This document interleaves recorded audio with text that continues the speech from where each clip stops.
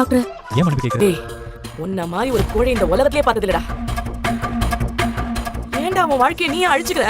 இதை விட ஒரு நல்ல ஸ்னேகா மகாவை யாருமே நம்பவே இல்லை. ஸ்னேகா வந்து என்னதான் சுல்லனை வந்து கூப்பிட்டு உண்மையை நிரூபித்தாலும் வந்து ஸ்னேகா சுல்லனை வந்து கூப்பிட்டு இந்த சலுகையெல்லாம் கொடுத்து தான் வந்து உண்மையை சொல்ல வைக்கிறா அப்படின்னு வந்து சொல்லிட்டு எல்லாரும் வந்து நினைக்கிறாங்க.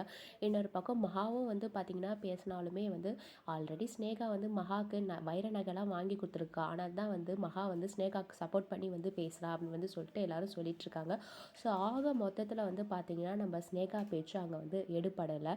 இந்த பக்கம் வந்து பார்த்திங்கன்னா நம்ம மகா வந்து சிவாவையும் கேட்குறாங்க, ஏன்டா சும்மா இருக்க, வாயை திறந்து இப்போனாச்சும் வந்து சொல்லண்டா, அவளே தானே தாலி கட்டிக்கிட்டான்னு சொல்லிட்டு அப்படின்றாங்க. ஆனால் வந்து நம்ம சிவாவும் அப்பயும் கம்முன்னு தான் இருக்காங்க. நம்ம சிந்துவை காட்டியே கொடுக்கல. இந்த பக்கம் மகா வந்து எவ்வளோ தான் புலம்புனாலும் வந்து யாருமே வந்து மகாவையும் ஸ்னேகாவையும் நம்ப மாட்டேன்றாங்க. அதுக்கப்புறம் ஒரு வழியாக வந்து பார்த்திங்கன்னா எல்லாரும் கிளம்பி வீட்டுக்கு வந்துடுறாங்க. வீட்டுக்கு வந்து பார்த்திங்கன்னா அன்னபூரணி வந்து மகா கிட்ட வந்து காஃபி போட்டு எடுத்துகிட்டு வாமா அப்படின்னு வந்து சொல்கிறாங்க.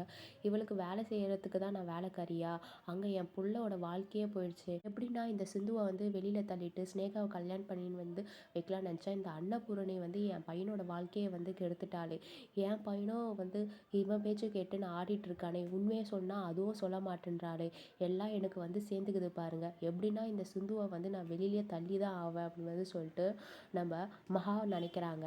இன்னொரு பக்கம் வந்து பார்த்திங்கன்னா நம்ம காயத்ரி இசைக்கியும் வந்து ரொம்ப நாள் கழித்து காமிக்கிறாங்க.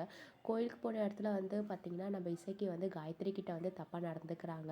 ஆனால் வந்து அங்கேயும் வந்து பார்த்திங்கன்னா நம்ம காயத்ரி வந்து தப்பிச்சிடுறாங்க. அதுக்கப்புறம் வந்து கோயிலுக்கு போயிட்டு வந்து நம்ம மகா வந்து இசைக்கு கிட்ட வந்து கேட்குறாங்க, என்னடா ஆச்சு அப்படின்னு சொல்லிட்டு, மிஸ் ஆயிடுச்சுக்கா அப்படின்னு வந்து சொல்லிடுறாங்க. ஸோ நிறைய இது மாதிரி தான் அப்கமிங்கில் வரப்போகுது. வெயிட் பண்ணிட்டு பாருங்கள். தேங்க்யூ ஃபார் வாட்சிங்.